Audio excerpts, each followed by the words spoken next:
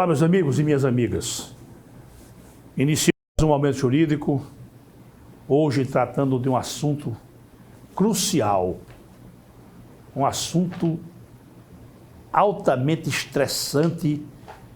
Eu estou dizendo estressante porque não encontro palavras para falar, para dizer. Estou me referindo àquele absurdo que houve com aquele garoto no Rio de Janeiro, que todos falharam e ele terminou perdendo a vida. Vivendo ao lado de um médico, embora não exercesse a profissão, um médico, um político, e ao lado de sua mãe biológica, uma professora, uma pessoa titularizada, ele encontrou sofrimento e encontrou a morte. Eu chamei, até de forma muito veemente, o nosso caríssimo Franklin Bezerra, que é já da casa, já é aqui do programa, uma pessoa nossa, para que ele viesse conversar conosco e tentar esclarecer esse episódio que ele quebra paradigmas, ele quebra verdades intocáveis. E depois vou dizer por quê. E ele, na semana passada, não pôde, tinha compromisso, mas fez um ajuste lá no seu tempo e está aqui conosco hoje. Mas para não perder tempo e iniciarmos o assunto, eu vou lembrar um fato que eu era criança, porque nós somos produtos de experiência, e justificar porque esse fato me incomodou tanto e me incomoda tanto. Eu um dia estava ali em casa e minha mãe estava conversando com uma pessoa e de repente a minha mãe disse assim: filho é corda do coração. Pela maneira como minha mãe falou, eu nunca esqueci, me marcou. Filho é corda do coração. Eu não sei o que ela quis dizer com isso, não sei a dimensão da expressão corda do coração. Corda, bom, mas eu percebi naquele momento que era era uma relação muito nobre, muito sublime entre um pai e um filho. Filho é corda do coração. Tanto serve para pai como para mãe. E tanto é que eu nunca esqueci disso. Então, meu caro Franklin, eu quero agradecer a sua presença, mais uma vez, como sempre eu faço. Você se dispôs de vir aqui para a gente conversar. Há uma jornalista chamada Cora Ronay, de O Globo, ela só escreve para assinantes. Há uns 15 dias atrás, ou mais, talvez pouco tempo, ela escreveu um artigo que só o título já chamou a atenção. Olha o título: Que mãe é essa? Se referindo à mãe do garoto. Henri Borel, nome do menino. Henri Borel Medeiros, 4 anos de idade. Veja o que foi que a jornalista disse. Ninguém que eu conheço consegue ler ou ouvir mais nada sobre o menino Henri. Mas, ao mesmo tempo, ninguém consegue deixar de pensar nele. E, em momentos de coragem, falar sobre o caso. A gente tenta fazer de conta que há outros assuntos e que é possível falar de outras coisas, mas não é. As conversas fazem longos e intrincados caminhos, percorrem mundos, mas, no fundo, voltam à pergunta que não tem resposta. Que mãe é essa? Tudo é infinitamente triste e revoltante na história do menino, com quem todos os adultos falharam. Mas nada é tão triste e revoltante e incompreensível quanto ao papel da mãe. Fiquemos por aqui. Qual a primeira consideração, meu caro Franklin, que o ilustre amigo poderia fazer sobre esse caso? Depois eu quero aprofundar, mas numa primeira consideração, o que é que você poderia dizer para mim e para os telespectadores? Boa tarde. Em primeiro lugar, eu agradeço o convite, me sinto honrado por esse convite, para a gente debater um assunto tão complexo. E eu tentaria responder provocando. Que mãe é essa? Infelizmente, como centenas delas no Brasil e no mundo, milhares delas, centenas de milhares delas, Imaginar que isso é um caso isolado é, no mínimo, uma forma de se proteger contra o sofrimento de se deparar com um caso desse. Mas, infelizmente, isso acontece em muitos lares brasileiros e mundiais. Então, ela não é um caso específico. Se somente se a gente levar em conta o que a mídia noticiou, uma mãe negligente, uma mãe insensível, uma mãe que naturalizou a violência, uma mãe com características de insensibilidade que nos lembram a psicopatia. Insensibilidade que lembra a psicopatia. Mas que não necessariamente é. Não, porque é muito temeroso fazer uma análise à distância. Ela primeiro precisa ser avaliada por uma junta psiquiátrica e psicológica. Mas pelo comportamento insensível, pela natureza da tortura que a criança é submetida e que ela sabia, isso é uma coisa que nos leva a hipotetizar uma psicopatia. O Frank, ela, como você diz assim, ela sabia, aí eu ouso dizer, acrescentar, e ouso dizer para um amigo, se ela não sabia, ela tinha fortes indícios. Se ela não sabia, na concreção da palavra, ela tinha fortíssimos indícios para se acautelar e acautelar o menino e proteger o menino. Como eu acredito que a mãe, como eu acredito dentro do entendimento psicanalítico, que a mãe é a figura mais importante do seio familiar, a mãe, por si só, tem formas além verbais de reconhecer o sofrimento ou a alegria do filho. E essa mãe, de acordo com o que foi noticiado, já sabia desse sofrimento. Fartamente, né? Ela pode nunca ter visto, sim, porque não quis ver, talvez. Mas que sabia. E por ela saber que o filho dela, de 4 anos, estava sendo agredido sadicamente por um companheiro e não ter se manifestado, já nos lembra a natureza psicopática da coisa. Lembra a natureza. Eu não estou diagnosticando, certo, porque seria uma estupidez. Temeridade, você é distante. Temeridade. Ô, Frank, me diga uma coisa, existe a possibilidade, pare bem a colocação que eu vou te fazer. Ela era uma professora que tinha uma carga salarial da ordem de, pelo que eu pude ler, na ordem de 4, 5 mil reais. De repente, o doutor, entre aspas, o doutor Jairinho, consegue uma acomodação para ela, realidade brasileira, no Tribunal de Contas do município do Rio de Janeiro, onde ela foi a um patamar de mais de 10 reais. Você acha que essa condição, aí eu quero... essa condição econômica dela, essa melhoria econômica dela, obnubilou o sentimento de mãe diante do sofrimento do filho? Pode ter obnubilado. Porque amor não era. Isso aí dá provado que não era. Hipoteticamente, não. Porque dinheiro é muito bom. Tem gente que mata a mãe, o pai e a família inteira por trocados. Só que a natureza permitir que uma mãe sobrevivesse psicoemocionalmente, sabendo que seu filho é torturado, é agredido, isso não pode estar ligado a uma minoria salarial.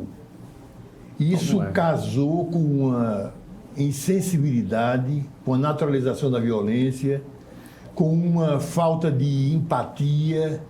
Inclusive tem uma cena que ela sai, que eu vi, ela saindo com a criança, abraçada com o bichinho, e a gente percebe nitidamente que ela não tem empatia.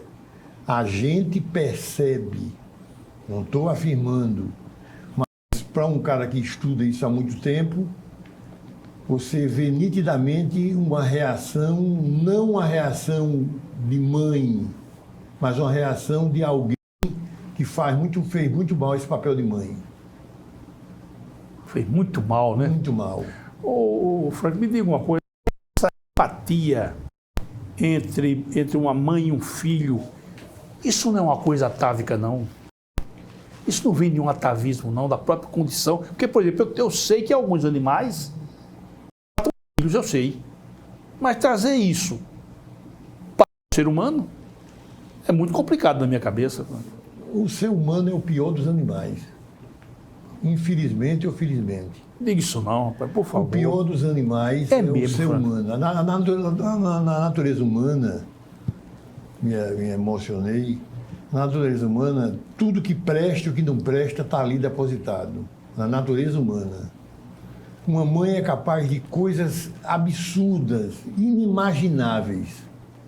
Agora, a maioria, graças a Deus... A imensa maioria. A imensa maioria, graças a Deus, não é capaz de fazer, de agredir continuadamente.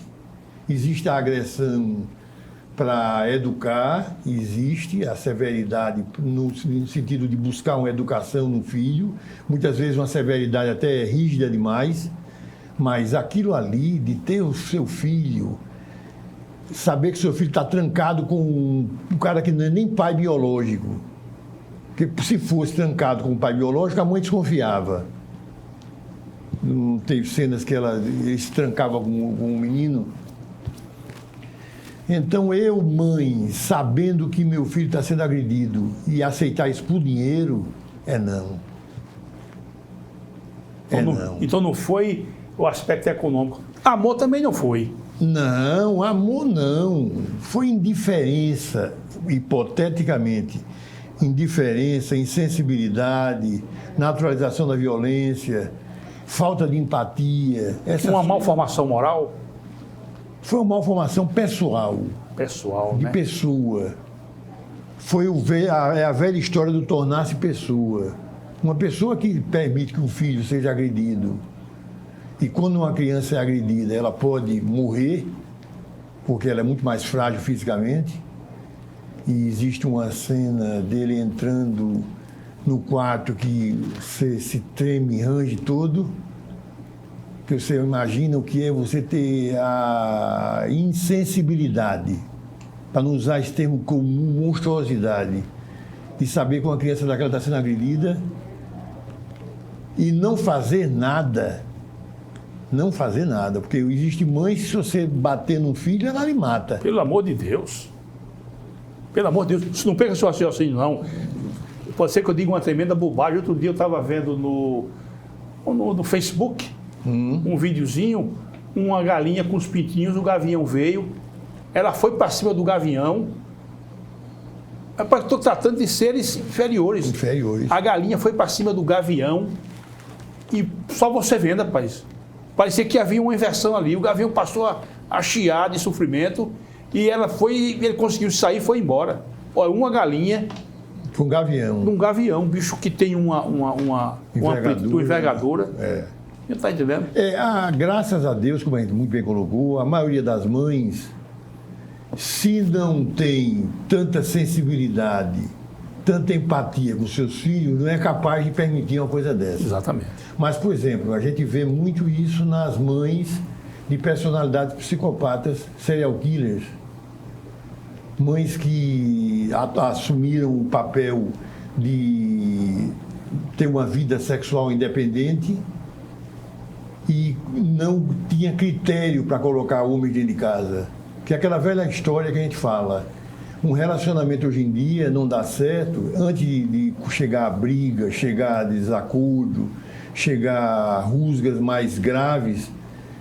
Separa. Agora, o próximo homem vai enfrentar alguém que, se tiver filho, tem uma família. Então, essa próxima pessoa que vai chegando fora é um estranho, que precisa ser acostumado.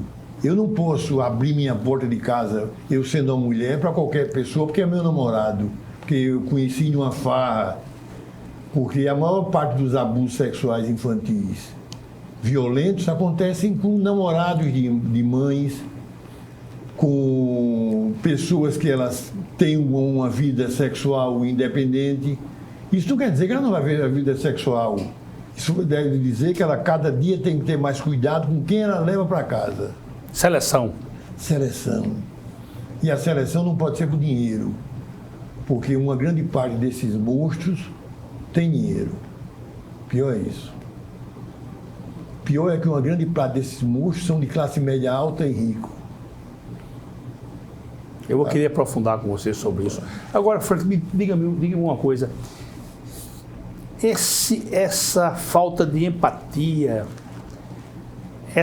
eu não sei nem a expressão, você vai me ajudar aí, esse fenômeno da mãe em relação ao filho, que ela foi omissa sobre todos os aspectos, ela beirou a insanidade, ela quebrou paradigmas. Isso aí é genético? Você percebeu a pergunta? Percebi. A pergunta é muito difícil de ser respondida e eu acho que ninguém no mundo poderia responder essa pergunta de forma mais nítida. Não se sabe os quantum de genético, os quantum de transgeracional, os quantum de químico, físico. O que se percebe nitidamente é que uma pessoa que chega a esse nível, ela nem sempre é doente mental. Nem sempre, ela pode ser uma pessoa normal, se é que existe essa normalidade, ela pode ser tida como uma pessoa normal. Ela pode ser avaliada como uma pessoa não portadora de doença mental grave. Isso significa... sim. Veja só, é muito importante a gente tirar essa dúvida eterna que se perpetua. Existe a doença mental grave, que faz com que uma mãe não medicada, por exemplo, uma mãe esquizofrênica não medicada, abandonada, massacrada, violentada, agredida, ela pode fazer um surto e enxergar os filhos como coisas ruins. Então, por causa da doença mental, ela, quando olha para os filhos, ela não enxerga os filhos, ela enxerga coisa ruim. E ela pode estraçalhar esses filhos. Só que aí não tem nada a ver com perversidade, não tem nada a ver com destrutividade, com insensibilidade, aí tem a ver com a doença mental não tratada. O que existe de muito no mundo é mal, crueldade, insensibilidade, ruindade. O que o homem não tolera é dizer, fulano de tal é o que? É doente? Só pode ser doente. Não, peraí, respeite a doente mental. Respeite a doença mental. A maioria dos doentes mentais não são violentos, não. Nem são capazes de fazer isso, não. A maioria absoluta. Agora, uma grande parte da humanidade não doente mental é capaz de fazer, e disso para muito mais ainda. Então, tidos como normais. Tidos como normais, que passam em qualquer avaliação psiquiátrica ou psicológica.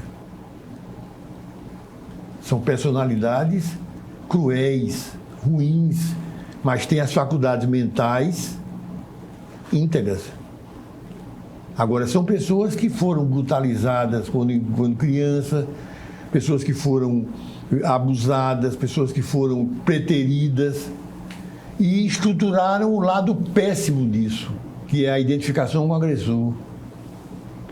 Então, esse pai, esse suposto criminoso, o que matou a criança, ele pode ter vindo de uma família onde houve muita agressão por parte do pai dele para ele. É uma hipótese. É uma hipótese, que ele tenha sido muito agredido e hoje em dia ele consiga transferir todo o trauma psíquico em cima de crianças, que parece que ele escolhia mulheres que tinham filhos. Foi noticiado isso. Não é isso? Foi noticiado. Então, isso já é um atenuante, já é um agravante no sentido de que ele pode buscar nessas crianças substitutos dele próprio. Mas isso com uma explicação científica psicanalítica. Isso não vale para lei, isso não vale para julgamento. Para julgamento é um homem que agrediu os filhos dessa mulher e agrediu os filhos de outras mulheres, se, somente se, a notícia for correta. Mas já há testemunhos nesse sentido, né? Pronto. O Frank, outra coisa que a jornalista disse aqui, que me calou fundo, viu? Mães são as protetoras, os anjos da guarda, as torres de fortaleza dos filhos. E ela remata, isso não é figura de retórica, isso é biologia. Quer dizer que ela passou a régua em tudo isso aqui para se comportar. Tem alguma besteira isso aqui, alguma tolice? Não, não tem besteira. São formas de enxergar um problema que é difícil para o ser humano enxergar. Por exemplo, é muito difícil você enxergar seu marido um psicopata. É muito difícil você enxergar seu filho um psicopata, seu pai como um psicopata, seu amigo de infância psicopata. É muito difícil você entrar em contato com a verdade do desejo de cada pessoa. Então, essa coisa de mãe, existem uma grande quantidade, uma maior parte de pessoas que são mães e são excelentes mães. E existe um número menor de monstros sinônimos de mãe. Infelizmente. Isso é uma verdade, aqui no céu, no inferno, no purgatório. Infelizmente. Ô Franklin, me diga uma coisa, meu amigo. E isso tem tratamento? Essa condição? Essa insensibilidade, essa falta de empatia, essa naturalização da violência, quando cristalizada, ou seja, quando você chega à idade adulta, só Jesus Cristo. É como diz, só Jesus na causa, né? Só Jesus. Pelo amor de Deus. Agora, o Frank, deixa eu fazer só um comentário. Quem é? Porque eu tô doido. Eu quero conhecer uma pessoa que olhe para uma criança e de imediato não se envolva num clima de amor, de carinho, de proteção. Odiador de criança. Você entendeu o que eu quis dizer, né? Entendi. Rapaz, eu olho para uma criança, de imediato eu me envolvo naquela empatia com aquela criança, de proteção, de amor, de carinho, de agradar de alguma forma. Rapaz, uma criança diante de um adulto, outra coisa, essa criança deve ter sofrido um verdadeiro horror, terror. Embora ela nem tenha condições de mensurar o que é isso, não é verdade? Por favor. Infelizmente, isso acontece nas esquinas da vida. Toda esquina da vida existe isso. Só que muitas vezes não chega a matar. Mas se você fosse fazer uma pesquisa, você pessoa, for fazer uma pesquisa criteriosa dentro de vara de família, dentro de proteção à criança e adolescente, você ia descobrir famílias em toda a esquina que não educam o filho, agridem o filho, não punem o filho pensando em melhorar a condição dele de avaliar o que é o certo e o errado. Torturam o filho. Não é questão de pôr limites, né? Não é questão de pôr limites. Isso tem que ser entendido.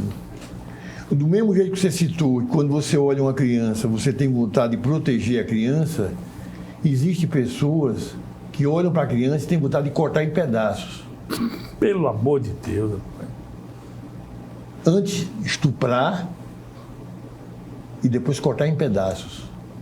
Mas essas pessoas, elas têm o que se chama de uma dinâmica de pessoas normais, de normalidade? Mesmo com esse pensamento? Essas pessoas convivem, passam por nós, a gente diz bom dia, boa tarde, boa noite, a gente toma até uma cerveja com elas. Elas existem, estão mais próximas da gente que a gente pode imaginar. Ô, Frank, é aquela história de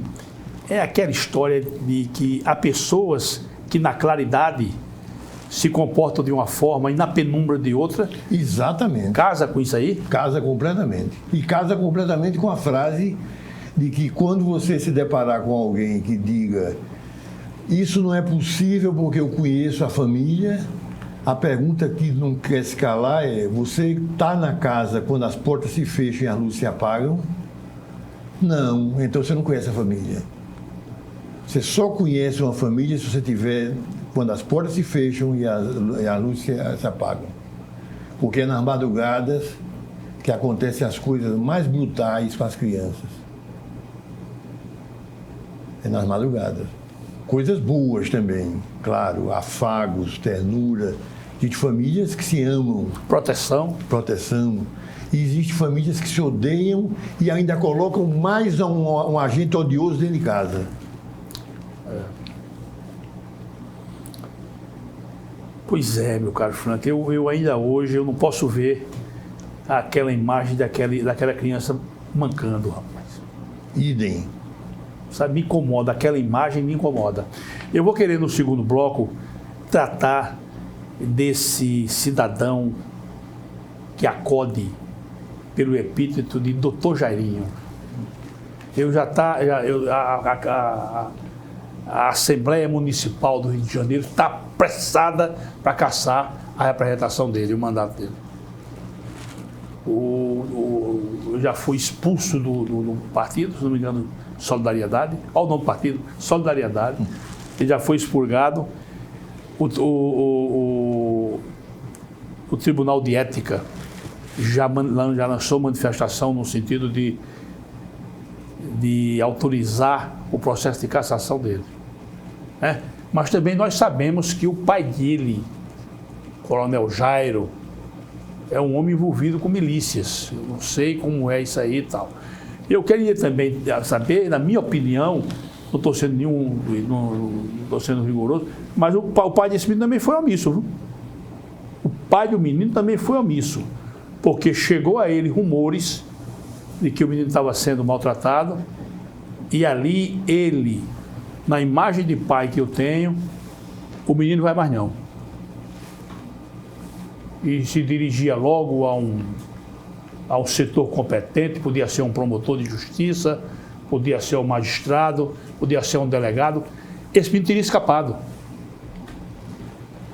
Eu estou vindo aqui, é meu filho, está aqui a certidão de nascimento, eu estou achando que ele está sendo maltratado e quero que abra um procedimento para investigar isso aí. O menino tinha escapado, bichinho, pai. Nós vamos fazer uma pausa. Fica para o segundo bloco, né? Brevíssima, e vamos para o segundo bloco. Vamos lá. Que eu quero aprofundar. Quando voltar, eu quero fechar uma ideia com você sobre essa mãe. E em seguida a gente vai trabalhar essa figura desse Dr. Jairinho. Dr. Jairinho. E ele é uma figura meio esculhambada, né? Ele disse, não, eu sou médico, mas nunca exerci profissão, não. Mas inspiração boca a boca, eu fiz de um boneco quando estava na faculdade. Um curso de longa duração, 6 anos. O indivíduo finaliza o curso e não, nunca. Então a gente vê que ele vem também de um lado meio deformado aqui para nós.